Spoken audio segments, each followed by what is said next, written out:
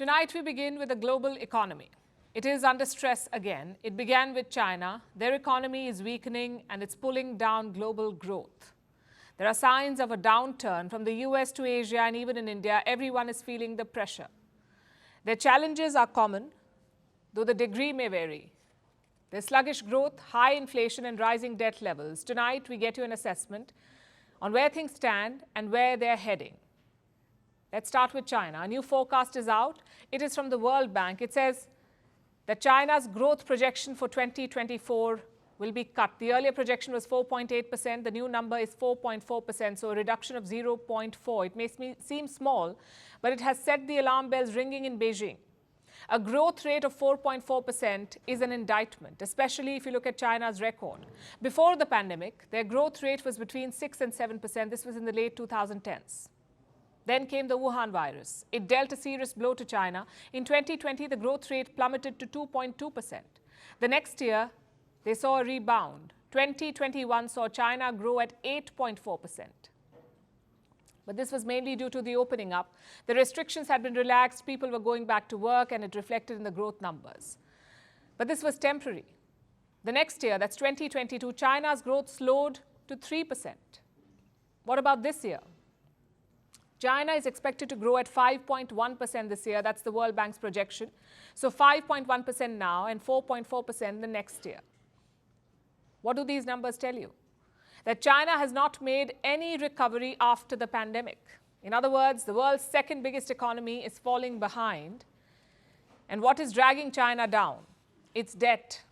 Their regional banks are struggling. They're out of cash. Many local banks in China are almost broke. And when I say many, I mean more than 300. More than 300 banks are in trouble. Experts say these are quote-unquote high-risk banks. They face a serious liquidity crunch, and they're being bailed out by the government. Local governments in China are infusing cash, and they're doing this by borrowing more money. So banks are being recapitalized with loans. And for this, local governments have borrowed $21 billion so far. $21 billion. These loans were taken out this year. The money was then used to replenish banks. And this has become a dangerous, vicious cycle. Poor investments turn sour. Chinese institutions run out of cash. The government steps in. It takes out more loans, and the cycle goes on. China's local governments are heavily indebted. If you watch the show regularly, you already know this. They owe more than $12 trillion. That's the debt, $12 trillion. That's 76% of China's economic output. And China is still adding more debt to this pile. This is unsustainable. These growing debt levels are a big worry, not just in China, but in the rest of the world too, rest of Asia as well. In countries like Malaysia and Thailand, household debt is rising. In Vietnam, corporates are taking more loans. And the World Bank is concerned. It says these high debt levels could impact growth. It has spelled out other risks as well, like weak demand, sluggish trade, high interest rates. All this can impact the global economic outlook. And no one is immune to such challenges, not even the United States of America, the world's biggest economy. It is still trying to avoid a recession. A government shutdown has been averted, but that's just a stopgap arrangement. The deal is temporary. The US government has been funded only till the 17th of November.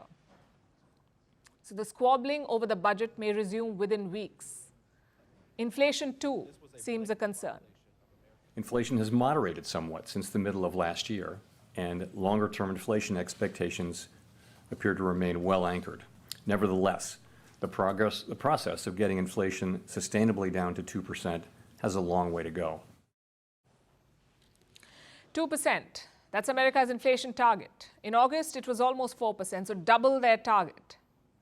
There is still work to be done. The US economy faces challenges like the ongoing strike of auto workers, the resumption of student debt payments, and the risk of another government shutdown. All these problems could trigger a recession in America. So the top two economies of the world are facing problems, the US and China. How is India faring? So far, the Indian economy has been bucking the trend. India remains the fastest growing major economy in the world, and it is not expected to lose this tag anytime soon.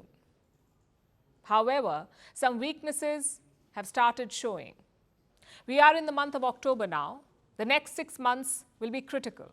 Some experts fear a slowdown in India too. This is on a quarterly basis. In the last quarter, India grew at over 7%. But the months ahead could be tough. Between October and December, India's growth could drop to 6%, followed by another fall of 0.5%. In the final quarter, India could report a growth rate of around 5.5%. That's the projection. And what is slowing India down? Agriculture is a major reason. The monsoon season has not gone well. Rainfall has been below expectation. India has reported its weakest monsoon in 5 years, and this will impact output. Supplies of key commodities could be constrained. Food items like rice, sugar, and wheat will be affected. Food prices might go up. It's Economics 101. When supplies take a hit, prices go up. And India has been preparing for this scenario. New Delhi has tried to calibrate supplies. In the past few months, we've seen this. Food exports have been restricted in India. The export of wheat, rice, and sugar has been limited. These restrictions could stay for a longer period of time.